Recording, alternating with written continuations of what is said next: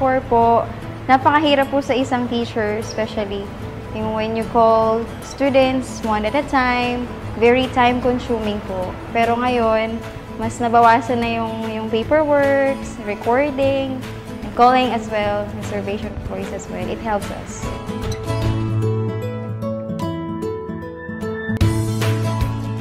Mas safe pagpasok sa school, magtatap ka lang.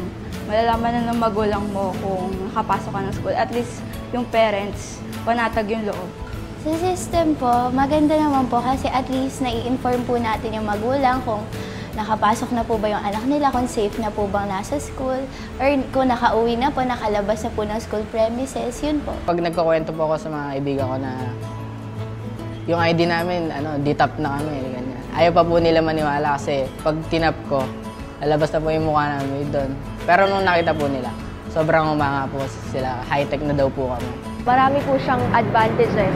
Tulad nga po nung pagtatap ng ID namin dun sa reader, then it will automatically send messages po sa aming mga parents just to inform them kung nakapasok na po kami or nakalabas na po ng school premises. Pag pauwi na, hindi na po kailangang magdala ng cellphone para po mag-text na, uy, mapasundo na ako, wala na pong ganun. Kasi isang tap lang, magte-text na agad yung computer para po dun sa parents namin. So, napaka-convenient po talaga. Maganda po para sa akin yung naging effect nito.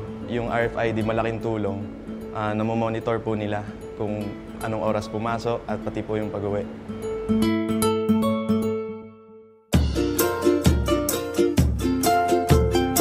Mahilig po kaming gumala, pati po yung mga barkada ko. So, pag nag-tap po ako doon, malalaman po agad. Tapos, kakausapin na po agad kami, malalaman na po agad na nakauwi na kami. So, malilesen din po yung paggala namin, which is good po. Takot na po sila. Yung iba po kasi last year po, hindi po sila nabubuking pag gumagala-gala. Pero ngayon po, monitor na po ng magulang. Kaya alam po kung pag nakauwi po sila ng bahay na late, tapos nakapag-text na po yung system, edi yung po, booking na po na gumala. Malaking advantage po sa mga magulang, pero disadvantage po sa amin, mga estudyante. Minsan po, pagka-uwian, hindi po kami dumadiretso ng bahay. Advantage sa mga magulang kasi alam nila na nakalabas na kami ng school. Dati po kasi, okay lang po kahit malate ako. Pero ngayon po, pumapasok po ako ng maga para na po ma-mark as hindi late. Nag-text na yung sa ID mo, ganito ka pala umuwi. Tapos pag gumala ako, malalaman.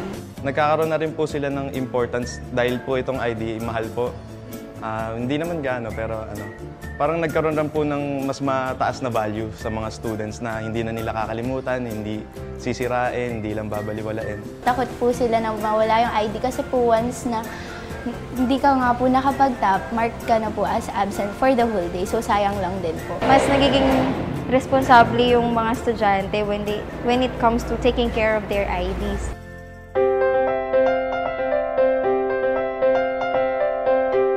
Our system sa school before the RFID came, so yung ginagawa namin, oras na pumatak yung 7:06, yung mga bata na darating sa school, pinapapila namin. And then sa pagpila nila doon, mayroong isang document doon na nakahati sa 4 na papel. Yung 4 na papel na yun, pipila pa ng mga bata. So doon sila ngayon nakapila. Then titignan namin yung mga ID nila kung tama nga ba nakalagay. And then lalagay nila yung pangalan nila together with the hour kung anong oras sila dumating. Then after noon, di-distribute namin ngayon yun sa bawat year level. At yung bawat year level namin, ibibigay naman yun sa bawat advisor. Pero meron kami sariling record. Kaso lang, yung mga record na yun, manually, sinusulat pa namin sila. When the RFID system had been introduced in our school, ganito ngayon yung nangyari. So, once mag-tap yung mga bata, we already have our soft copy. Then from that soft copy, merong i-convert lang namin ito into Excel document. And then, kukunin lang namin siya. Pagka nakuha na namin pangalan, piprint lang siya, then di-distribute na lang kagad per year level. Before po, meron pong 2 computer na kung saan po nag-log in and out yung mga nagtatrabaho po dito, mga teachers and staff. Isa-isa pong titignan yung attendance po nila. Naka-indicate yung name nila. Kapag wala po silang in, absent po sila. Since po nagkaroon ng RFID, just clicks away na lang po yung report ng attendance. Meron na rin po kaming file, hard copies ng mga file na from the RFID na meron na pong kabuuang report. Nakikita na po kagad na madali yung lates and absences. Tuwing umaga, pupunta lang po ako sa computer, magla-login lang po ako doon for the system. Tapos after that po, ipiprint ko lang po sa office. Everyday po.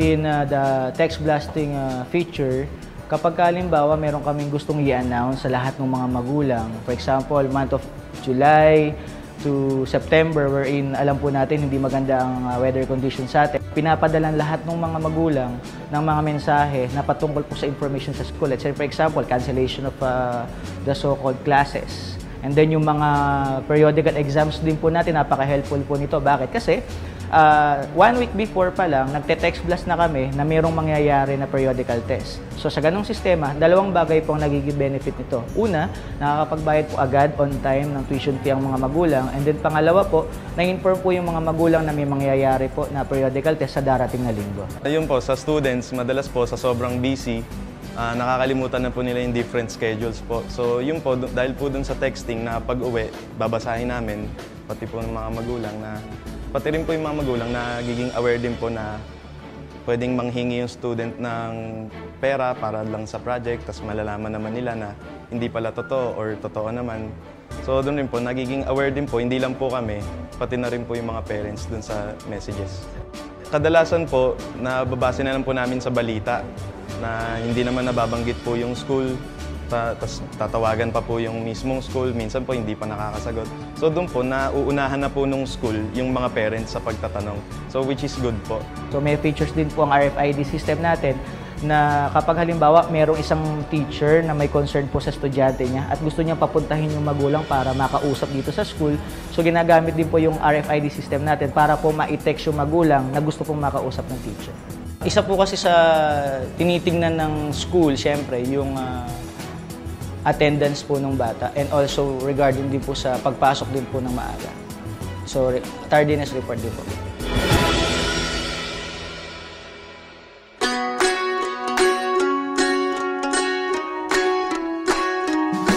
Natuwa kami kasi bilang isang magulang, mas gusto namin talaga na alam namin na ang bata ay nasa loob na ng school at kung anong oras siya lalabas ng school. Through RFID, na i-inform din nila kami kung may pasok o wala. Pagpasok pa lang nila ng school, monitor na sila ng magulang nila na pumasok sila ng school at kung lalabas naman sila, malalaman din ng magulang kung nag-cutting classes na sila. Personally, maganda. Siyempre, nagbabago yung panahon. So, maganda yung ano na yun, yung idea, saka yung system na ganyan para siyempre yung safety ng bata ang pinaka-concern namin. Okay naman, okay siya sa akin. Nakaka-receive ako ng regular text, lalo sa umaga at saka sa hapon. Okay naman siya. Okay yung ginawa nila na yan. At pakiramdam ko magiging edge yan sa atin kasi medyo high-tech na yung school natin. So, mas nadami yung enrollees natin. Keep going pa yung ating pagiging innovative sa mga ganyang mga bagay. Hindi lang sa ID, sa ibang aspects din ng school. So far, as ID system is concerned, maganda naman yung implementation. Masasabi nating successful sa parent. Very thankful kami dun sa sistemang nagawa. At sana, dun nga sa mga dadating pang panahon, makagawa pa tayo ng isang produktibong pamamaraan para nga kahit papano masasabi nating tayo yung mag-pioneer or totally secured yung kanilang mga anak sa loob ng eskwelahan hanggang makarating sa kanilang bahay. Talagang maganda kasi feeling secured kami kasi sa time na pagpasok nila, sa time na pag-uwi nila, namomonitor namin kung anong talagang oras sila pumapasok at saka umuwi. Lalo ako, sumusundo ako sa kanila everyday. So nagiging convenient pa rin sa akin kasi hinihintay ko na lang yung signal ng cellphone na tumunog bago ko magpunta. Kasi before, nagpupunta ako dito pala, may mga activities pa sila. Medyo ang tagal ko na sa labas. So, mas maganda yung ganun na eksakto ka na darating. Kumbaga, convenient talaga. And of all, talagang okay naman. Kasi talagang importante na monitor natin kasi alam naman natin panahon ngayon. Tsaka yung mga kids din natin baka natututo lang maglakwatsa, at least monitor natin sila. So siyempre ang priority natin bilang magulang, bigyan ng magandang edukasyon ng mga bata. Na siyempre meron din ng time para mag-enjoy, pero siyempre eskwela, bahay. Para sa akin maganda siya. As parents, monitor namin yung in and out ng bata sa school. So alam namin kung anong oras siya nakakapasok, kung na-late ba siya or hindi. At sa kapag time na uwian, alam namin, nag-gauge namin kung around what time siya dadating sa bahay. On time naman siya dumadating sa amin yung messages. Sana tuloy-tuloy na yan. Kasi, secured kami as parents na alam namin nakakapasok ang bata sa school ng maayos. Alam namin kung makakauwi siya ng sa bahay, maayos. Maganda ngayon sir kasi mga magulang po nakakausap ko po sila na yung mga anak po nila, namomonitor nila yung pagpasok at saka pag-out po. Dati po kung saan po nagpupunta anak nila eh. Ang alam po nila, nasa school pa po pero naka-out na po kasi nalaman nila. Naka-text po sa cellphone po nila. All parents are happy and satisfied now because they automatically know their children's whereabouts, whether inside or outside the school campus. The in and outs of students and staff are fully recorded. For parents, it gives peace of mind because their students or children can no longer squander around. An additional feature of this system is that we can have this text blasting. We can use this in case we have an urgent notice or message to our parents. Just one push, and the information will be disseminated to all parents. In case of no classes, only plus texting will do the rest. Parang modern age na po ito. Parang nagkaroon rin po ng parang advancement yung school na GIL na nagkaroon po nito. Parang wow, yung GIL, high-tech na, sabi ng mga ibang tao. Tumaas po yung image ng GIL. Safe na safe daw po kami pagka nasa loob. Maganda po ang RFID.